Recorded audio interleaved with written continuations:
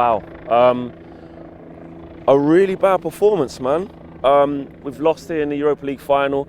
Couldn't go that extra step. I'll start with yourself. How are you feeling after watching that? I mean, I'm gutted. I'm gutted. Like, I've come here. I mean, we deserved the win. We needed the win. Did we deserve it though?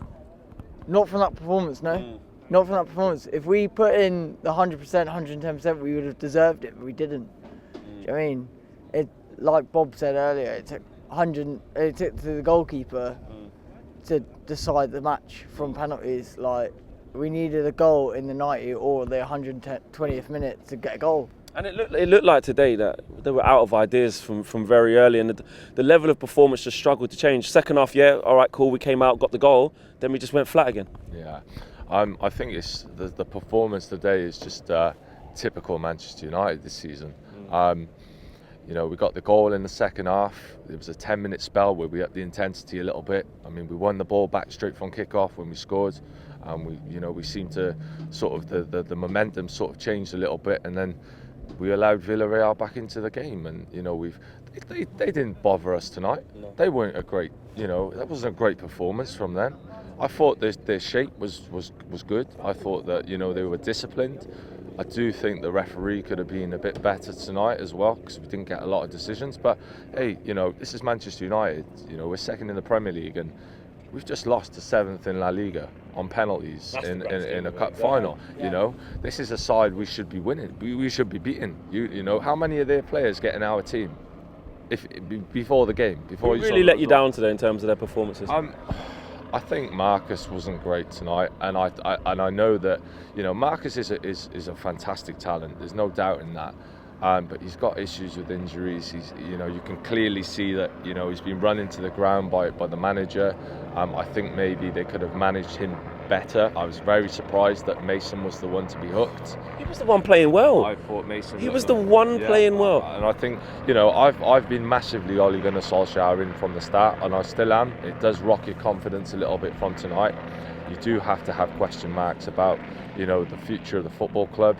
You have to look at are we settling for what we want, what we've got now, or do we want to get where we want to be, which is winning trophies and winning titles? And I think we can do that under this regime, under this manager. With that team at the moment, I think no.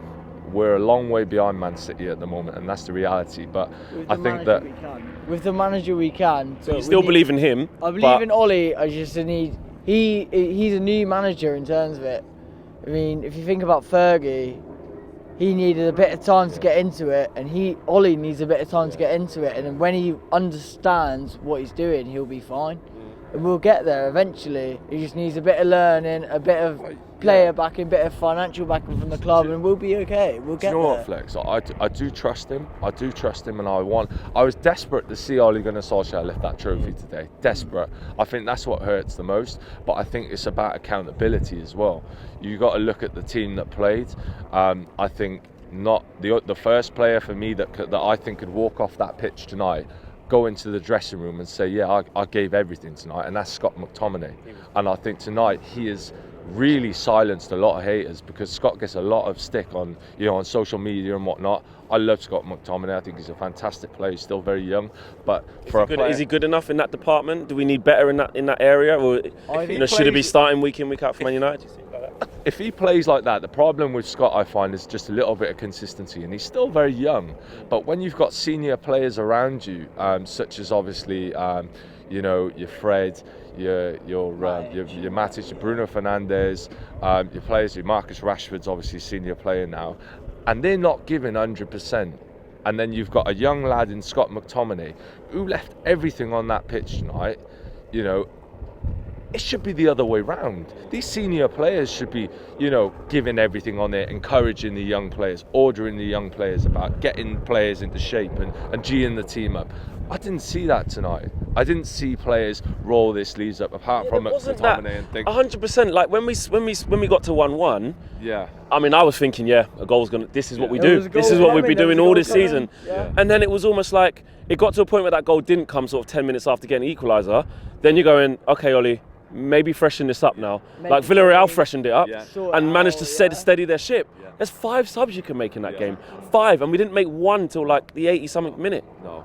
I think that that's been a common theme. Six subs actually after into extra time. Yeah, well, it's been a common theme this season with substitutions, and obviously I think the manager is still learning, yes, but I also question whether the manager has that confidence in the squad.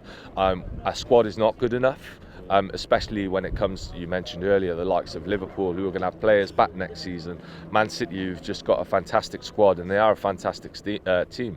You know, and that's the benchmark now. Chelsea are going to build, yeah. And you know, since Thomas Tuchel's come into Chelsea, you know, they really look at, you know, an half decent side. But I think that it's very disappointing tonight. We should have won the game.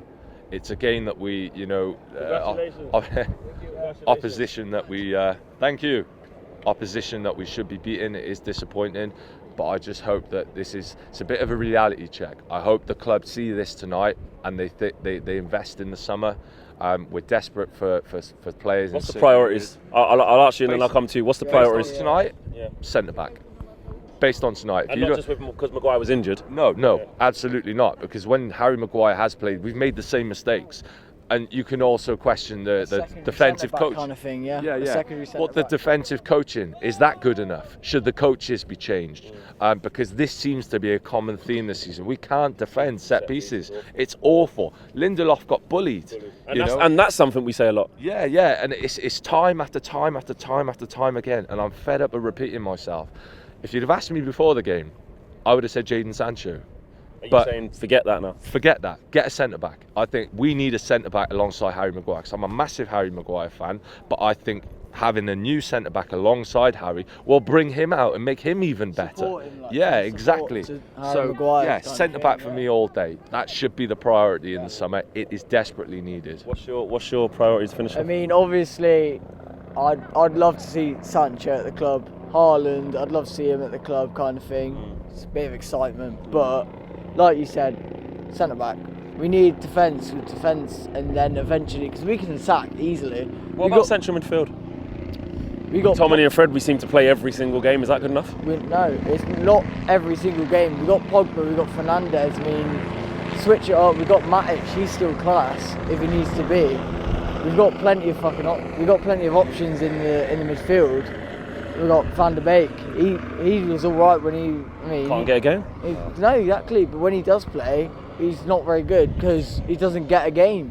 He doesn't get a look in. He doesn't. He hasn't got the time to perform. I think we've been found out in midfield as well. Yeah. I think a lot of teams, particularly when we try and play at the back, they press us really well, and obviously put the defensive, because we're not good at playing out the back. I don't know why we do it. And we're putting the likes of Fred and McTominay under pressure when they're trying to get involved playing at the back too. And I just think we've been found out. We do need to strengthen. Like I said, centre back should be the priority. But next to that, I do think that we need someone alongside at the moment McTominay, because based on that, if he can play like that, at least more consistency. I'm happy with that.